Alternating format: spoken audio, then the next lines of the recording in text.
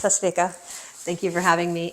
Yes, I really want to highlight that I appreciate the outpouring of support locally and nationally, and I really want to highlight that I am bicultural. I am bi-religious. I'm very proud of that. So I am half Kashmiri Pandit, first ever Kashmiri Pandit to run for Congress, and I'm also half Punjabi Sikh. And I'm really proud of that. I'm very proud to stand as the only Sikh woman running for Congress in the country.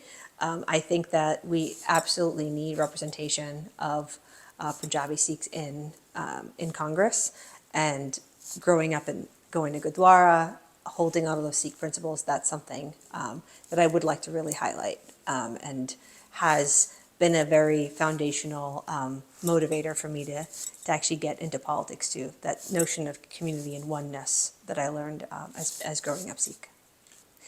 I have a theory. It was the 1950s. You have Dilip Singh Sangh who came in, huge anomaly. It was amazing to see that, in California, he came in and he won a seat in Congress.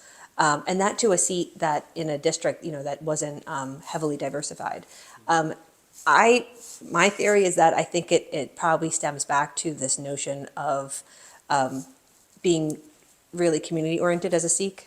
We see that, for example, if you go to Amritsar, to the Swadhan Mandir Golden Temple, it's a community that feeds all people, and it's amazing, right? And I also want to highlight it as the Golden Temple is the best halwa in the world. But you see this really beautiful concept there that everyone gets fed, everyone's taken care of. I see that here, growing up in New York. If someone passes, right, the whole community comes together to take care of your family, right, with food, with blessings, with sharing their condolences, and it's not just for like a day. It can go on for weeks on end. That level of solidarity that I see in Sikhism is really beautiful, and it's like none other. And I think that is really a very core value that you embrace when you're running for Congress, because this is public service. So I think that he had that. I think people respected him for it. And he was able to kind of surpass any notions of discrimination at that time, because he was such a strong community-oriented leader. And that was actually, I read a book about Dilip Singh Sangh when I was a Washington Leadership Program intern more than 2 decades ago.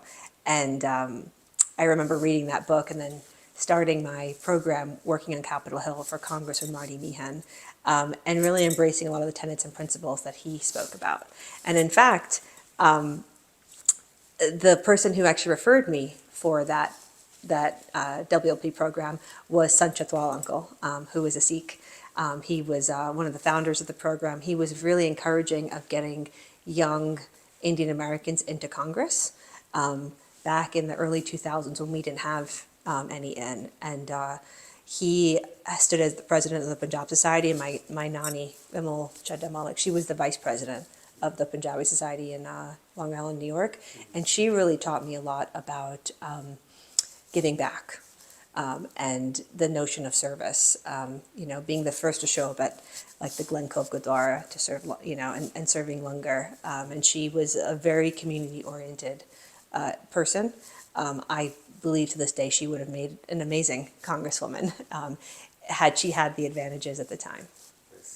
Yeah. So what I was saying in terms of learning from my grandmother, she was someone who, when she cooked dinner for us, right, she would cook, exorbitant amounts of batuta chole, and give it to all of the neighbors and people in the community, right? She would, if anyone was sick, if anyone passed, right, she would show up with food. She was someone who was always giving back, and I think I learned that at a very young age, that that's the best way to be.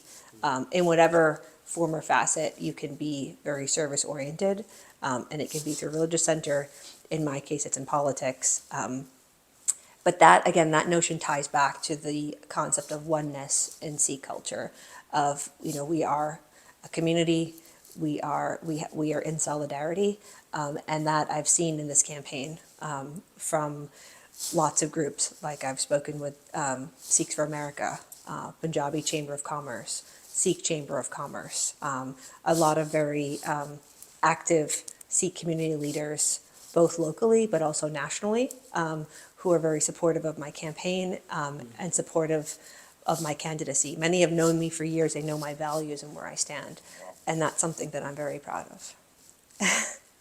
I speak, so I understand Punjabi perfectly. I do speak some, and I always say, "Adikari badigale." Absolutely, yeah. So I came out of Q4 really strong. I had 567,000 cash on hand, which was the most of anyone in the race. So I am leading the race.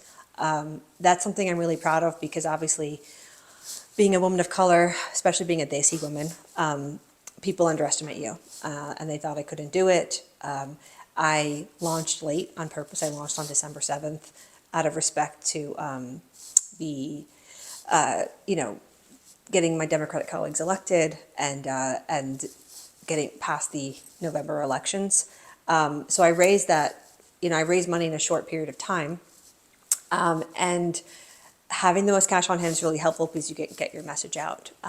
In addition to that, right, that's a top-down approach. I also have a very robust team. I have a team of about 85 plus in terms, I've got lots of firms, staff, but also 45 plus volunteers.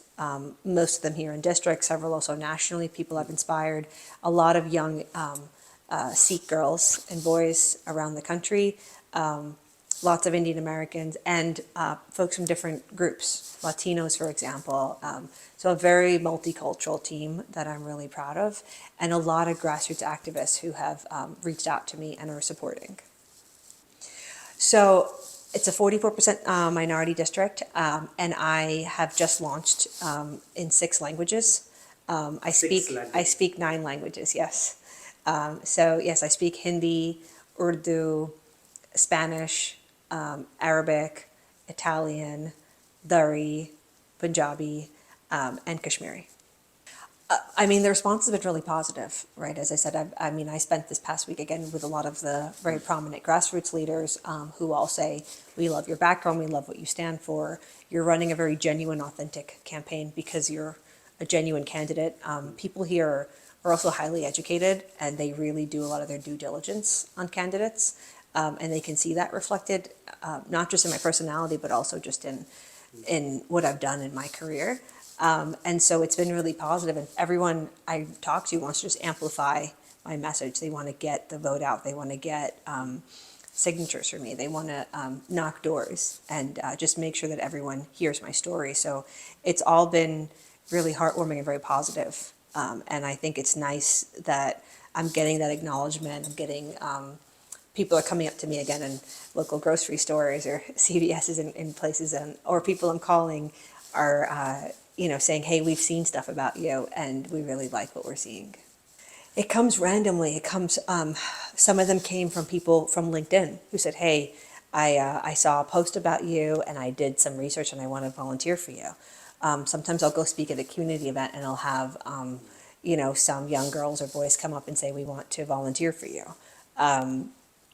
Sometimes it's religious centers. It can be some people through the website.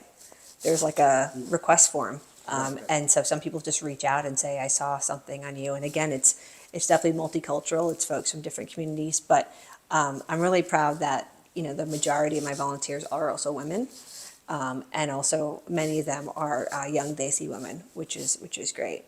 So I've got a lot of like Sikh girls, Kashmiri Pandit girls, Telugu girls, lots of them who are really inspired by my candidacy and want to one day make a run for office.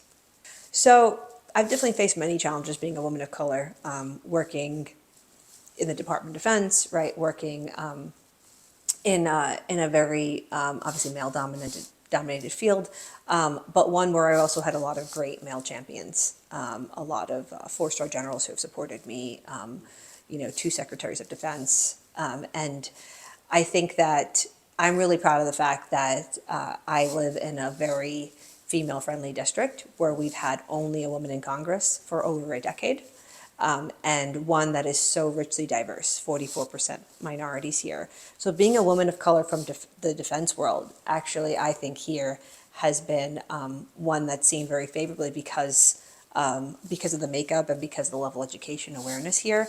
And so I think for that I'm very fortunate and lucky, but I know there's definitely a lot of parts of the country where I would probably face a lot more challenges being a woman of color and doing what I do.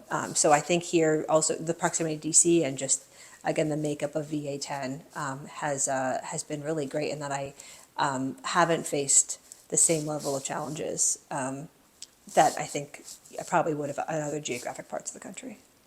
So yes, it's true. Typically when a seat opens, right, the primary can get really crowded, and so there are several people running. But I think it's also important to peel back a layer on that and to see, okay, several people are running, but, for example, where do they stand in terms of their fundraising? Some people haven't really raised any funds, or some people haven't really built up much grassroots support. And so I think that field gets a lot smaller when you look at it. So for example, I was cited in Politico about a week ago, which is arguably one of the most reputable sources on elections. And Politico only cited the top few contenders in the race, right? And so I made it in that list. I think those are the kind of sources that we should be looking at. They're not citing all of the people running, right? But only a few. And then again, being someone again with the most cash on hand, with one of the largest teams and so much grassroots support, it's really I think it really makes me stand out as a candidate. And I also really firmly believe you have to run your own race. So I try to keep really laser focused on my goal and what I need to do, and not worry so much about the others. And I think that's actually worked well, right? I focused on my fundraising, I focused on my grassroots campaign, and I've been able to come out on top. So I'm going to continue to do that for the rest of the campaign. It was a little different actually. So I had a lot of organizations actually reach out to me, and I had already made up my mind I wanted to run. But of course, it's always nice when community leaders say, hey, Krystle, this is something you've been working towards for so many years, and this is something that you really should pursue. So, I mean, it really broke my heart when I heard about Representative Wexton. She's a role model of mine. She's a heroine, and her announcement about her health was very tragic. And I knew that it was a moment when a leader needs to stand up. And I live in a district here where a lot of people are very jaded by the Virginia House of what's happened with the redistricting. There's even stats out on just the opinion poll on what's going on in Congress as being very dysfunctional. And so I'm not a career politician. I am a former senior defense official.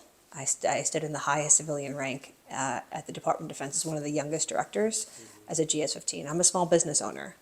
I'm a teacher, so I get it from a very real standpoint. And I chose to run because I wanted to give back to my community and really advocate for them in Congress, which I think right now is really broken. And I think a lot of people have forgotten why they're sitting in Congress and what they're supposed to do. So that was a big impetus. But yes, many people also did reach out.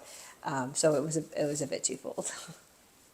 Yeah, so a lot of support in district. I have a lot of local fundraisers coming up. And I also have a lot of national fundraisers as well. I have about 30 over 8 weeks. That's a big number. 30 is a big number. Apparently it's unheard of on a congressional campaign. But I have so many people that want to host fundraisers.